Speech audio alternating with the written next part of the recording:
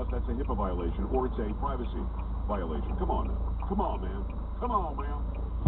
Let me go back at it. Let me say hello and welcome. You know what I'm saying, Carrie? Just, I mean, when I give another example, so it's just a step too far. It's like the example I always give of police pulling you over and just having the right to search your car. They don't. They have no right to search your car whatsoever without probable cause or your permission. Now, I'm not anti-police. Everybody knows that. Not even a little bit. But if I get pulled over for speeding or for some sort of infraction that wasn't endangering the world, and I'm not, you know, snorting cocaine openly, don't have a, you know, a gun sitting on the seat, the police officer walks up, we have contact, he or she has no right to say, get out of the car, I'm going to search it. They just don't, unless there's something in plain view that they can see that now gives them probable cause. And then the next step is, if they really want to search it, I'll bring the dog.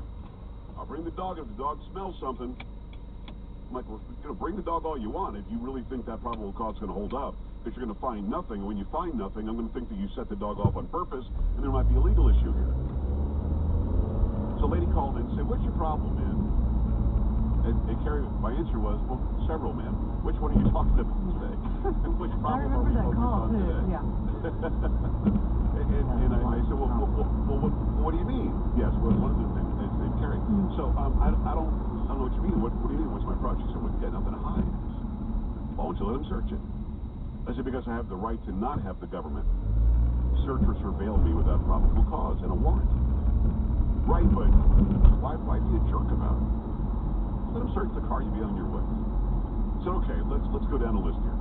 They pull you over and they say, get out of the car for no reason. Get out of the car. So I said, would you? She said, yes. I said, then they said, we're going to search your car. And would you say, sure, go ahead?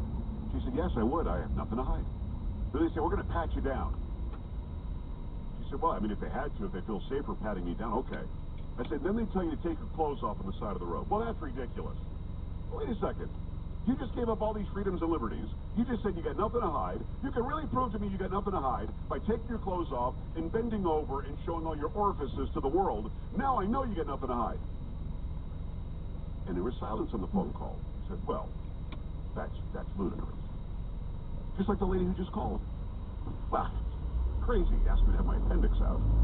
What's to stop them if you say yes to the smallest of medical procedure? What's to stop them? You know what I mean? So if you open Pandora's box, it is not easy to close it. It's out. So my problem isn't with hiding something from police.